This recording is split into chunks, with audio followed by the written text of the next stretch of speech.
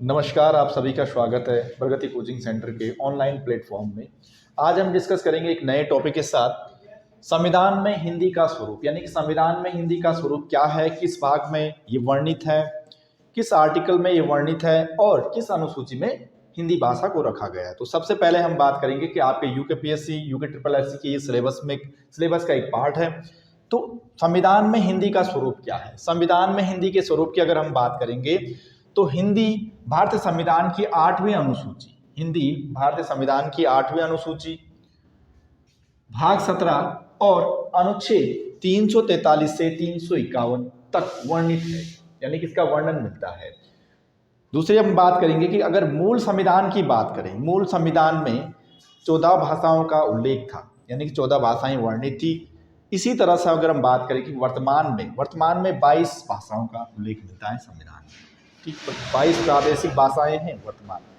इसी तरह से अगर हम बात करेंगे कि यानी कि वर्तमान में 22 थी और मूल संविधान में 14 थी, तो 14 के बाद फिर वो कौन कौन सी भाषाएं जुड़ी, यानी कि संविधान में कौन कौन से संशोधन करने पड़े और इन भाषाओं को जोड़ना पड़ा। तो देखते हैं 15वीं भाषा के रूप में, यानी कि भाषाओं से संबंधित कुछ संशोधन हुए थे, यानी संशोधन अधिनियम आए। तो इन पे हम डिस्कस करेंगे कौन से संशोधन अधिनियम आए, कब आए, यहाँ से बहुत ज़्यादा क्वेश्चन बनते हैं। तो हम बात करेंगे कि 21वां संविधान संशोधन। 21वां संविधान संशोधन 1967, यानी कि 1921 कॉन्स्टिट्यूशनल अमेंडमेंट 1967। इसके तहत सिंधी भाषा को 15वीं भाषा का दर्जा दिया गया। ठीक, इसके बाद अगर हम बात करेंगे 71वां संविधान संशोधन, यानी कि 71 कॉन्स्टिट्यूशनल अमेंडमेंट। इस अमेंडमेंट के तहत, यानी कि 1992, इस अमेंडमेंट के तहत इसमें कोंकणी, मणिपुरी, नेपाली को क्या किया गया है, यानी कि 22 भाषाओं में शामिल किया गया। तो इसमें MNK, आपको ध्यान रखना, MNK, M से मतलब मणिपुरी, N से मतलब नेपाली, K फॉर कोंकणी। अगर हम बात करेंगे इसके बाद जो भाषाएं, 4 भाषाएं, 18 के बाद 18 हो गई थी इन दोनों को मिला के, है ना। अब 91वां संविधान संशोधन आया 2003, यानी कि 91 कॉन्स्टिट्यूशनल अमेंडमेंट 2003। इसकी अगर हम बात करें कि यानी कि इसमें 4 भाषाओं को शामिल किया गया। तो 4 भाषाएं कौन कौन सी थी। बोडो, जो असम में बोली जाती, बोडोलैंड, यानी बीच में मांग भी चल रही थी कि बोडोलैंड को अलग राज्य बनाया जाए, तो बोडो। डोगरी, खासकर आपका हिमाचल प्रदेश और कुछ आपका जम्मू कश्मीर से संबंधित क्षेत्र भी है। मैथिली, बिहार, मुख्य रूप से बिहार वाला एरिया। और आपका संथाली, यानी कि संथाली आपका जो है उड़ीसा और झारखंड वाला कुछ एरिया पड़ता है, वहां पर बोली जाती है। तो इन 4 भाषाओं को अंत में जोड़ा गया और इनको मिलाकर क्या किया, कुल भाषाओं की संख्या हो गई थी 22। अब हम बात करेंगे कि क्वेश्चन कहां से बनता है। क्वेश्चन आपके यूकेपीएससी, यूके ट्रिपल एससी में ये क्वेश्चन बनता है कि निम्न में से संविधान की 22 भाषाओं में शामिल नहीं है। तो ये क्वेश्चन बना हुआ था कि एक तो राजस्थानी नहीं है, एक अंग्रेजी नहीं है, यानी कि राजस्थानी और अंग्रेजी को शामिल नहीं किया गया है। तो ये क्वेश्चन बना हुआ था कि निम्न में से कौन सी जो है 22 प्रादेशिक भाषाओं में शामिल नहीं है। तो उसमें एक ऑप्शन राजस्थानी भी दिया था, तो राजस्थानी नहीं है। तो ये क्वेश्चन कहीं एग्जाम में पूछा गया था 2016 में, यूके ट्रिपल एससी के एग्जाम में, अधिनियम सेवा चयन आयोग के एग्जाम में। फिर हम बात करते, अब आते हैं सबसे महत्वपूर्ण आर्टिकलों पे, यानी कि आर्टिकल, अनुच्छेद 343। अनुच्छेद 343 ये कहता है देश की राजभाषा हिंदी और लिपि देवनागरी होगी, यानी कि देश की राजभाषा हिंदी और लिपि देवनागरी होगी। ये वर्णन मिलता है आर्टिकल 343 में, ये वर्णन मिलता है। ये एग्जाम में पूछा गया है, यूके ट्रिपल एससी 2023 जो लास्ट फॉरेस्ट गार्ड का एग्जाम हुआ था उसमें ये क्वेश्चन आया हुआ है, ठीक है ना।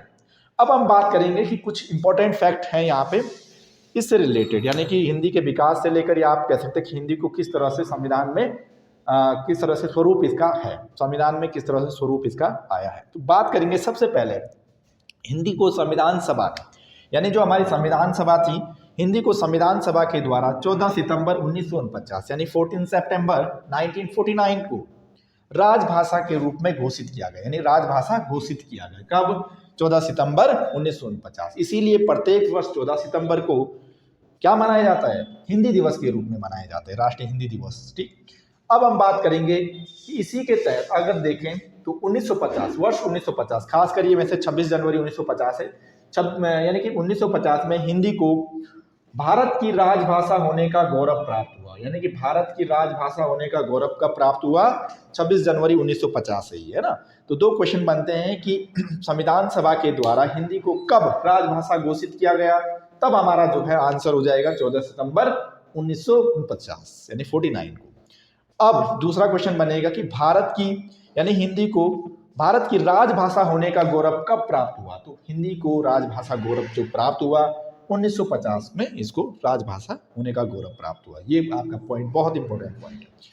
अब इसके बाद हम बात करें जहां से क्वेश्चन बनता है और जो आपका इंपॉर्टेंट है, इसमें नोट, संविधान सभा ने हिंदी को राजभाषा बनाने का प्रस्ताव, यानी कि संविधान सभा में, है ना, संविधान सभा में हिंदी को राजभाषा बनाने का प्रस्ताव, जो प्रस्ताव रखा गया था वो गोपाल स्वामी आयंगर के द्वारा रखा गया था। कई बार ये क्वेश्चन बनता है ना, तो एग्जाम के परपेक्स से बहुत इंपॉर्टेंट क्वेश्चन है कि किसके द्वारा प्रस्ताव रखा गया था हिंदी को, यानी कि संविधान सभा में हिंदी को राजभाषा बनाने का प्रस्ताव किसके द्वारा रखा गया था? गोपाल स्वामी आयंगर के द्वारा रखा गया था। अब हम बात करेंगे वर्ष 1963 में, वर्ष 1963 में राजभाषा अधिनियम पारित हुआ। ठीक, वर्ष 1963 में राजभाषा अधिनियम पारित हुआ। फिर हम बात करेंगे जो 1967 1963 का है राजभाषा आपका अधिनियम, 1967 में इसे संशोधित रूप में संशोधित किया गया और 26 जनवरी ये कहा गया कि इस राजभाषा संशोधन यानी संशोधित राजभाषा अधिनियम 1967 के अधिनियम के अनुसार 26 जनवरी 1965 से अंग्रेजी को सह राजभाषा के रूप में तब तक जारी रखने का प्रावधान किया गया जब तक सभी राज्यों के विधानमंडल हिंदी को राजभाषा न बना लेना स्वीकार कर दे। अर्थात ये कहा गया कि 26 जनवरी 1950 यानी कि 26 जनवरी 1950 से ये कहा गया कि जो अंग्रेजी है वो सह राजभाषा के रूप में उसको मान्यता दी गई, यानी उसको प्रावधान किया गया कि ये जारी रहेगी और तब तक जो है ये जारी रहेगी जब तक जो हिंदी यानी सभी राज्यों के या यूनियन टेरिटरी हो गई ये प्रावधान न कर दे कि ये प्रावधान न स्वीकार कर ले उनके विधानमंडल यानी राज्यों के विधानमंडल ये स्वीकार न कर ले कि हिंदी को राजभाषा बनाना न स्वीकार कर ले, यानी कि ये चीजें हैं अंग्रेजी तब तक बनी रहेगी। तो इसमें ये प्रावधान मिलते हैं। अब हम बात करेंगे आर्टिकल 344। आर्टिकल 344 के तहत ये होता है कि राष्ट्रपति के द्वारा राजभाषा आयोग का गठन। ठीक, यानी कि इसमें क्या है कि राष्ट्रपति महोदय क्या करेंगे, एक राजभाषा आयोग का गठन करेंगे। अब नोट पॉइंट जो इसमें इंपॉर्टेंट पॉइंट है हमारे लिए वो है ये है कि प्रथम राजभाषा आयोग का गठन किया गया था डॉक्टर राजेंद्र प्रसाद जी के द्वारा, उस समय जो तात्कालीन राष्ट्रपति थे, यानी कि कब किया गया था तो 7 जून 1955 को प्रथम राजभाषा आयोग का गठन किया गया था बीजी खेर जी की अध्यक्षता में। ये क्वेश्चन कई बार आता है कि प्रथम राजभाषा आयोग का गठन कब किया गया था, तो 7 जून 1955 को किसकी अध्यक्षता में गठित किया गया था? बीजी खेर जी की अध्यक्षता में, यानी बीजी खेर बाल गंगाधर खेर जी की अध्यक्षता में। अगर हम बात करेंगे कि यहाँ से 2-3 कंफ्यूजन बहुत ज्यादा क्रिएट होता है क्वेश्चनों में। पहला है भाषा पर आधारित राज्य पुनर्गठन आयोग। भाषा पर आधारित राज्य पुनर्गठन आयोग की स्थापना हुई थी 1953 यानी 1953 में और पहला राज्य था आपका आंध्र प्रदेश भाषा के आधार पर जो पुनर्गठन आयोग बना था। दूसरा है इसी में राजभाषा आयोग का गठन मैं बता चुका हूं 1955 में बीजी खेर जी की अध्यक्षता में। अब बात करेंगे राजभाषा अधिनियम कब पारित हुआ। राजभाषा अधिनियम 1963 में पारित हुआ है, 1963 में पारित हुआ था, संशोधित ठीक इसके 4 साल बाद 1967। इसी तरह से हम बात करेंगे संसदीय राजभाषा समिति और इसे ही नाम दिया जाता है जीबी पंत समिति, यानी कि पंडित गोविंद बल्लभ पंत जी की अध्यक्षता में गठित हुई थी 1957 यानी कि 1957 में ये गठित हुई थी और इसने ठीक 2 साल बाद नवंबर 1959 यानी कि 59 में अपनी रिपोर्ट प्रस्तुत की थी। आर्टिकल 345 के बाद है आर्टिकल 345, ये भी बहुत इंपॉर्टेंट आर्टिकल है। इस आर्टिकल में ये वर्णन मिलता है कि राज्यों की राजभाषाएं यानी कि प्रत्येक राज्य की अपनी अपनी भाषा राजभाषा होगी। लगभग 10 या 11 स्टेट ऐसे माने जाते हैं भारत में जो जिनकी अपनी प्रादेशिक भाषा क्या है, हिंदी है। इसी तरह से जैसे दिल्ली हो गया आपका और अंडमान निकोबार हो गया। एक बार एक क्वेश्चन बना भी था कि अंडमान निकोबार की राजकाज की भाषा क्या है, किसी एग्जाम में ग्रुप सी के आपके, तो अंडमान निकोबार की भी जैसे राजभाषा आपकी हिंदी है। तो राज्यों की राजभाषा। अब इसके बाद हम बात करेंगे कि राजभाषा का प्रयोग किन किन क्षेत्रों में होगा। राजभाषा का प्रयोग की बात करेंगे तो कार्यपालिका, न्यायपालिका और विधायिका, इन तीनों ही क्षेत्रों में क्या होगा, यानी कि राजभाषा का प्रयोग किया जा सकता है। ठीक, और ये एग्जाम में बना हुआ है क्वेश्चन, जो कि SSC किसी एग्जाम में 2020 में। अब आर्टिकल 345 के बाद 46 और 47 हमारे इतने इंपॉर्टेंट होते नहीं एग्जाम के परफेक्ट से।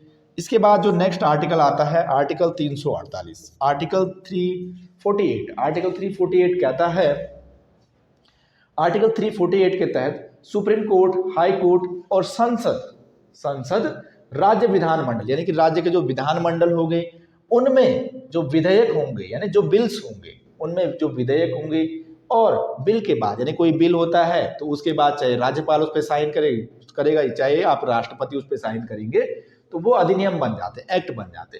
तो इनमें प्रयोग की जाने वाली भाषाएं, इनमें प्रयोग की जाने वाली भाषा, एक इंपॉर्टेंट पॉइंट है, जो हमारा सुप्रीम कोर्ट होता है उसमें सुप्रीम कोर्ट की जो भाषा होगी वो अंग्रेजी होती है। अंग्रेजी का मतलब होता है कि वहां पर जो भी रिट आप दायर करोगे वो सिर्फ और सिर्फ अंग्रेजी भाषा में ही एक्सेप्ट होंगी, स्वीकार होंगी, इसके अलावा किसी भी भाषा में नहीं। ठीक, आर्टिकल 350 ये कहता है व्यथा निवारण की भाषा, व्यथा निवारण की भाषा यानी व्यथा निवारण के लिए प्रयोग की जाने वाली भाषा। अब व्यथा यानी कि परेशानी, अपनी कोई व्यथा लगाना, अपनी कोई परेशानी, निवारण मानी उसका समाधान करना के लिए प्रयोग की जाने वाली भाषा। तो आर्टिकल 350 में व्यथा निवारण के लिए प्रयोग की जाने वाली भाषा, ये इंपॉर्टेंट है, बहुत ज़्यादा इंपॉर्टेंट। ठीक, अब हम बात करेंगे कि आर्टिकल 350 का खंड 1 यानी कि आर्टिकल 350 क्लॉज 1, भाषाई अल्पसंख्यक वर्गों के लिए उनकी मातृभाषा में शिक्षा का प्रावधान। जो भाषाई अल्पसंख्यक होंगे, जैसे हमारे देश में हम बात करेंगे, मुस्लिम हो गया, आपका सिख हो गया, जैन हो गया, बुद्धिज्म हो गया, ये सब क्या है, भाषाई अल्पसंख्यक वर्ग है ना। तो उनके लिए शिक्षा में क्या करना, उनके लिए क्या करना, शिक्षा में उनकी मातृभाषा में शिक्षा का प्रावधान किया जाएगा संघ के द्वारा। तो ये है मदर टंग, है ना। जैसे आप आर्टिकल 350 का क्लॉज 2 कहता है, खंड 2, भाषाई अल्पसंख्यक वर्गों के लिए विशेष अधिकारी की नियुक्ति, वो भी किसके द्वारा की जाएगी, राष्ट्रपति महोदय के द्वारा। भाषाई अल्पसंख्यक वर्गों के लिए विशेष अधिकारी की नियुक्ति की जाएगी राष्ट्रपति महोदय के द्वारा। अब ये विशेष अधिकारी कौन होंगे, ये विशेष अधिकारी ऐसे होंगे जो उस किसी भी भाषा में यानी कि दक्ष हो और एक स्पेशलिस्ट आप कह सकते हैं, उनकी नियुक्ति की जाएगी राष्ट्रपति महोदय के द्वारा। माना कोई अरबी में दक्ष है, उर्दू में दक्ष है ना, तो इस तरह से पंजाबी में दक्ष है, तो ये सब चीजें हैं किसके द्वारा नियुक्त की जाएंगे, एक अधिकारी नियुक्त किया जाएगा राष्ट्रपति के द्वारा। ठीक, आर्टिकल 351 बहुत इंपॉर्टेंट आर्टिकल है और एग्जाम में अक्सर यहाँ से क्वेश्चन बनते हैं। आर्टिकल 351 में ये वर्णन मिलता है कि संघ का यह कर्तव्य होगा, संघ का मतलब जैसे केंद्र सरकार है आपकी ना, केंद्र, संघ का यह कर्तव्य होगा कि वह हिंदी का प्रचार प्रसार करे, यानी कि हिंदी को बढ़ावा दे, उसका प्रचार प्रसार करे और उसके विकास में महत्वपूर्ण भूमिका निभाए या महत्वपूर्ण योगदान दे। तो ये काम है आर्टिकल, यानी ये वर्णन मिलता है आर्टिकल 351 में। अब हम बात करेंगे हमारे लिए जो इंपॉर्टेंट आर्टिकल है, आर्टिकल 120 यानी कि अनुच्छेद 120। अनुच्छेद 120 कहता है कि संसद में प्रयोग की जाने वाली भाषाएं, संसद में प्रयोग की जाने वाली भाषाएं, जैसे आपका भाषण देने के लिए। अब भाषण देने के लिए भी पहले अनुमति लेनी पड़ेगी, किससे, लोकसभा अध्यक्ष से, है ना। राज्यसभा में होगा तो सभापति महोदय से, लोकसभा में होगा तो आपका लोकसभा अध्यक्ष से अनुमति लेनी पड़ेगी। भाषा यानी कि किस भाषा में भाषण देना चाह रहे हैं, है ना। पर हमारे कई एग्जाम्पल जैसे देखने को मिलते हैं, पहले जब जैसे एम वेंकैया नायडू थे हमारे पूर्व राष्ट्रपति, तो उनकी जो है खासकर तमिल लैंग्वेज पे बहुत अच्छी पकड़ थी, तो वो तमिल में ही बात करते थे, है ना, आपके राज्यसभा में या लोकसभा में। तो इस तरह से वो पहले अनुमति लेना जरूरी है, इसके लिए पहले अनुमति लेना बहुत जरूरी है। अब इसी का ठीक अपोजिट होता है क्या, यानी कि ठीक एज वेल एज आप कह सकते हैं कि आर्टिकल 210, अनुच्छेद 210 में ये वर्णन मिलता है कि राज्य के जो विधानमंडल होंगे, राज्य के विधानमंडल, जैसे आप राज्य के विधानमंडल में प्रयोग की जाने वाली भाषाएं, वो भी किस लिए, भाषण देने के लिए, है ना। अब हम बात करेंगे कि राज्य के विधानमंडल, एग्जाम्पल के लिए आप उत्तराखंड का ले लीजिए। माना कोई विधायक हैं और वो बजट सत्र में आप देखते होंगे कि वित्त मंत्री भी क्या करते हैं, बहुत सारे गढ़वाली शब्दों का प्रयोग करते हैं, या जो कुमाऊं से होंगे कुमाऊनी शब्दावली का प्रयोग करते हैं। तो इस तरह से, लेकिन ये आप लोकल बोली बोलो चाहे भाषा बोलो, इसके लिए पहले विधानसभा के अध्यक्ष की अनुमति लेना जरूरी है भाषण देने के लिए, विधानसभा अध्यक्ष की यानी राज्यों में। और अगर हम संसद की बात करेंगे तो वहाँ पे सभापति महोदय और लोकसभा अध्यक्ष की अनुमति लेना बहुत जरूरी है। धन्यवाद आप सबका। मिलेंगे हम नेक्स्ट वीडियो में नए टॉपिक के साथ। बहुत बहुत धन्यवाद।